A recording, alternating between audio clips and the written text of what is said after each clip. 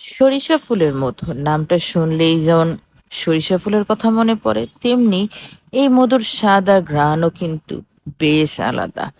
আজকে এই মধুটা নিয়ে আপনাদের একটু বিস্তারিত বলবো, কোথা থেকে আসে, স্বাদ কেমন, আর এর কি কি ভালো দিক রয়েছে। তাই চলুন আজকের মধুর গল্পটা শুরু করা যাক। হ্যালো এভরিওয়ান, আসসালামু আলাইকুম। আমি সিনথিয়া রহমান। আজকে আমি চলে এসেছি সিনথিয়া রহমান অফিসিয়াল ফেসবুক পেজটি থেকে।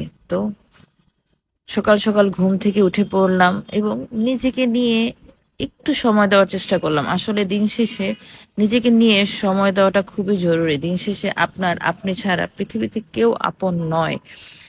তাই নিজেকে সতেজ রাখতে, নিজেকে ফিট রাখতে, নিজের দিকে বেশি বেশি করে খেয়াল করা জরুরি। তো এই তো সকালবেলা উঠে ব্রাশ করে মুখ হাত ধুয়ে ফ্রেশ হয়ে নিচ্ছি। ফ্রেশ হয়ে নিজের চেহারাটা নিজেই দেখে নিলাম। এই তো তারপরে আয়নার সামনে যে একটু ভিডিও নিলাম, কেননা সবাই আমাকে বলছে আমি নাকি অনেকটা শুকিয়ে গিয়েছি। আসলেই কি তাই? আপনারা কি বলেন?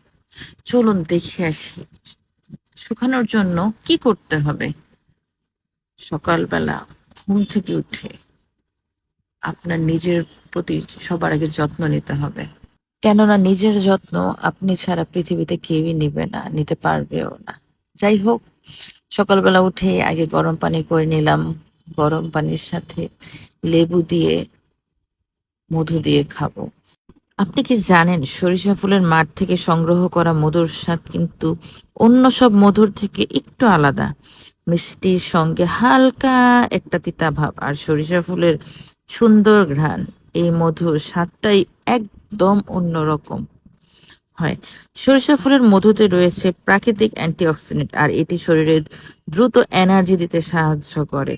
সর্দি, কাশি, গলা ব্যথা আরাম দিতেও মধু বেশ উপকারী হতে পারে।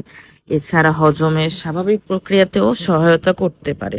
তবে মধু যতই ভালো হোক, সবসময় পরিমাপ মতোই খেতে হবে এবং খাওয়া ভালো।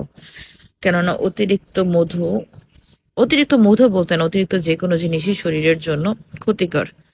তো এই তো আমি একটা পেজে থেকে অর্ডার করেছিলাম। আমি অনেক যাচাই বাছাই করে তারপরেই কিন্তু অর্ডার করেছি, কেননা নিজের যত্নটা কিন্তু সবার আগে। নিজের জন্য ভালো কিছু খুঁজে বের করে তারপর অর্ডার দেওয়াটাই আমার মতে ভালো, কেননা সব পেজে কিন্তু এখন বিশ্বস্ত বা অরিজিনাল খাঁটি মধু আপনারা পাবেন না।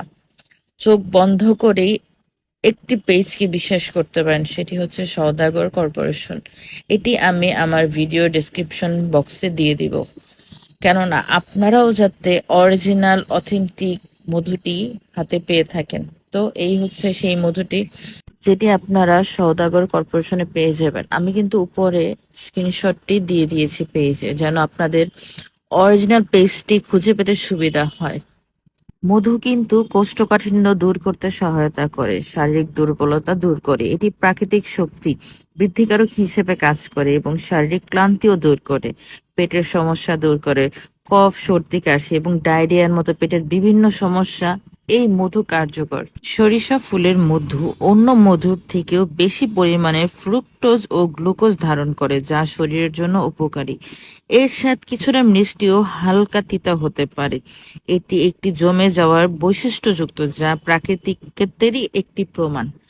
তো যাদের অরিজিনাল খাঁটি সরিষা ফুলের মধু লাগবে, তারা কিন্তু এখনই সওদাগর কর্পোরেশনে ইনবক্স করে ফেলুন। টাটা, আল্লাহ হাফেজ।